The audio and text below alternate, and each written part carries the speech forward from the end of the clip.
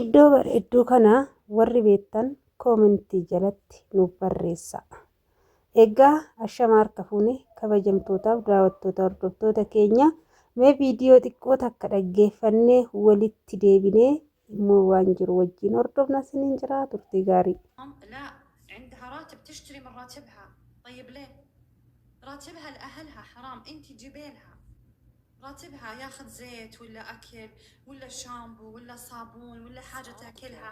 قسما بالله انا مره انصدمت، جايبه واحده لقطه الوحده تقول يلا هاتي فلوسك عشان انا اعرف انت ايش تبغين اكل، اباخذ البيض والجبن والخبز. ليه؟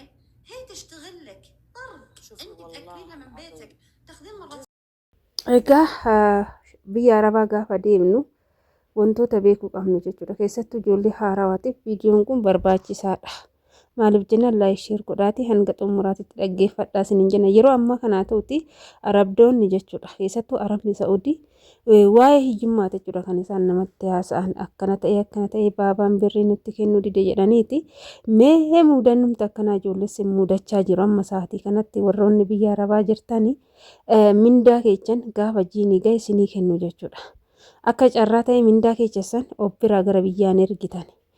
Ji'a 2 ji'a 3 godhadheen ergadha jettanii ijoolleen of biratti ol kaawwattan ni jirtu jechuudha.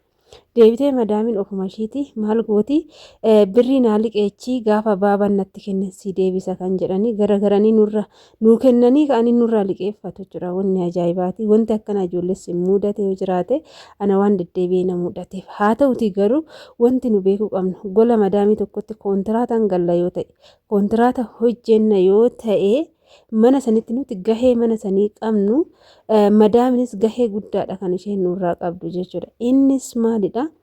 Wanta gola san keessatti nuti hojiin hojjennaa fi dalagaa ni dalagnaa waa hundumaa ni goonaa sirriitti jechuudha. Madaamin immoo maal gochuu qabdi?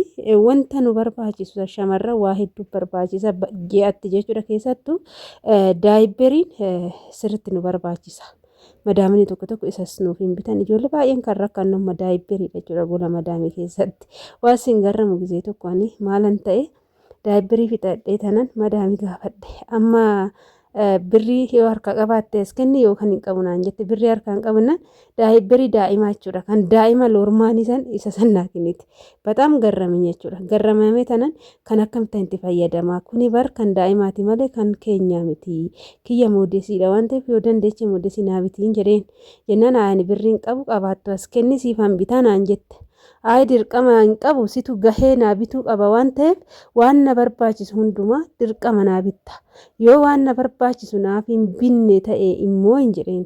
Ani mana kana gadhiise iddoo na barbaachisu fi iddoo na fakkaatu deemee hojjetachuun dirqama narraa eegamu waan ta'eef yookaan ana waan na barbaachisu hunda naa gochuu yookaan immoo ani deemee iddoo wanta na barbaachisu hunda warra naa bitan bira deemee hojjetachuudha. Kanaafuu gizee kana maalaan jette ishii baqqaa siifan bitanaan jette jechuudha. Amma laal wanni beekuu qabnu nuti gola madaamii erga hojjenne mindaa keenya achitti kana bitannaa san bitannaa kaan bitannaa hojjenne irra guddina birriin keenya achitti jechuudha kan nu harkaa dhumu. Birriin immoo gaafa achi jirruumti kan nu fayyadu. Gaafa gola madaamii jirru birriin nu barbaachisu dhugaan sinitti hima. Uffatallee kan isaan gatan uffachuu dandeenya. Wanti hunda kan isaan irraa tarrafe hoo fayyadamne homaa namni nu argus hin jiru akkaataan nuti itti jiraannu nuufi waaqa bichaatu beeka. Kan nu barbaachisu birriin gaafa gara biyyaa galle.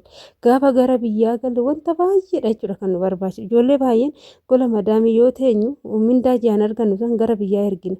Garuu gaafa biyya galle birrii waan nu barbaachisu nutti fakkaata. Obboloota koo wanni nan isiniin jechuu barbaadu gaafa gara biyyaa galle wanta hedduudha jechuudha kan nu barbaachisu. Homaa harkaa hin qabne yoo ta'e immoo baay'isneen namaa gadi taanaa. Baay'isneen rakkanna rakkoo guddaa fi hamaatu nurra gaha. Rakkoo keenya immoo namni nu hubachuu hin danda'u. Shamarri biyya Arabaatii galte waan rakkattu waan maallaqa dhabdu waan rakkoon adda addaa irra gahu namni biyya keessaa hin se'u jechuudha. Asumarraa iddoo bareedduun kun eecha akka ta'e ijoollee teenya koomentii jalatti barreessaa. Warroota argattanis nan laalaa warroota hin arganneefis deebisiniif hin deebisa isiniin jedha. Egaa waliin techan akkanatti bashannanaa jechuudha. Waaqayyo isinillee biyya keessan isin ga'e biyya keessan keessa akka bashannantan waaqayyoon isin taasisu urufa keessa deemnu baay'ee tokko kaajooleen hawwitan hedduun jiraachuu dandeechu. Egaa sumarraan gara viidiyoo kiyyaatitti yoo nan deebi'e jechuudha. Kanaaf jechuudha gola ormaatitti yeroo hojjennutti wanta nu barbaachisu wanta baay'ee amma onlaayinii irra xalabachuu onlaayinii irraa bituu wantoota adda addaa bituu uffata biyya arabaa walitti guuruu wanta garaagaraa jechuudha. Uffata miliyoona yoo guurte miliyoona sana hin uffattu biyyatti yoo galte jechuudha. Uffata sirrii ta'e bakka uffata sirrii ta'e gaafa galte uffannaa irratti kan sirraa bareedu yoo gadi baatu uffattee kan sirraa tolu uffata firee 10 qamisii bareedaa jechuudha kan ana jedhe yoo bitatte si ga'a. Akkanuma shaanxaa 10 yoo bitatte bu'aan qabu. Bijaamota garaagaraa haga firee 3-4 yoo bitatte si ga'a. Gahaadha jechuudha. Uffata walitti guurte shaanxaa 15 baattee galtee homaa bu'aasiif hin qabu. Roottoodhaan gara biyyaa uffata ergitee homaa bu'aasiin qabu. Hiliqii jechuudha yoo danda'ama ta'e hin ulfaata malee meeshota adda addaatiin iddoo galattanii baay'ee barbaachisaadha isiniin jechuu jaaladha. Yoo galachuu immoo dadhabdan maallaqaan yoo galattan asittillee kan isa bituu danda'u maallaqama waan ta'eef rakkoon tokkollee hin jiru isiniin jechuu jaaladha. Egaa gola madaamii keessa teechanii madaamiin dirqama gaafa jiinii gahe ji'a san keessatti wanna tokko isinii bituu qabdi. Wanta madaamiin isinii bitu san immoo qusattanii akka isaanis hin kasaarsinitti fayyadamuu qabdu jechuudha. Inni galee bakka biyya ormaa yeroo jirtanitti mataa gadi qabdanii bakka gowwaa fakkaattanii jiraachuudha. Ogguma biltii taataniyyuu gowwaa fakkaattanii akka isaan waa hundumaa isinii na'anitti miskiina taatanii mataa keessan gadi qabattanii waa hundumaayyuu akka isaan garaa isinii laafanitti wanta garaa isaan isinii laafuu danda'anitti dubbattan malee gootummaaf jagnummaa isaan afoottanii warri kiyya akkanaanii akkana akkas jettanii isaan afootti hin dubbattu yoo ta'e madaami sumni cabdu waan takka illee isiniif hin gootu jechuudha. Isinii galemti hanga biyya ormaa jirtan gad of qabummaa fi bakka abshaalummaa barachuu qabdu. Maaliif jennaan jiraachuuf jechuudha. Jiraattanii nama ta'uuf biyya ormaa deemuun nama ta'uuf hojjetachuuf jijjiiramuuf. Jijjiirama kana fiduuf immooyyuu miskiina taatanii madaamii afootti mul'achuudha. Madaamonni irra guddina immoo kan isaan jaalatan nama miskiina fakkaate isaanitti dubbatu. Hojii isaanii hojjettanii fixanii bakka gisee isaanitti taasiftan miskiina yeroo hundumaa miskiina fakkaattanii nama waan beekne fakkaattanii bakka gad of qabdanii yoo jiraattan malee yookaan immoo bilaashaa jechuudha. Dhageessanii miti bilaashaa jechuudha. Egaa kana fakkaata viidiyoon irra qabadhee gara keessan dhufee kana fakkaata jechuudha. Inna wantoota adda addaa hojjettanii jabaattanii malee biyya Itoophiyaa keessatti jireenyi dachaa 3 qaala'ee jira dhugaa isinitti himuu fi nama sodaachisa. Gara fuulduraa akkamittiin jiraadha akkaman godha jettanii jiraachuuf immoo baay'ee ulfaata.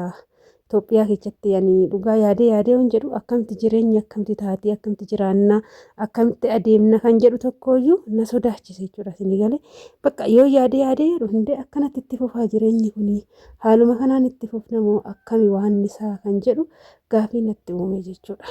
Inna kanaaf har'ammoo yoo hin jabaanne biyya ormaa jirru kana gaafan biyya galee wanta akkanaa kanaan jiraadha jennee karoora yoo hin baafanne achumatti maallaqa keenya mindaa keenya wanta nutti bareedu hundumaan binne gaafa biyya gallu maallaqa 200,000 200,000 takka qabannee yoo galle 100,000 100,200 jechuun isaaba birrii 200tti gaddeebiira yeroo ammoo homaa takka namaaf hin bitu waan ta'eef qamisii takka bitachuuf 5,000 6,000 dhugaan isinitti himaan.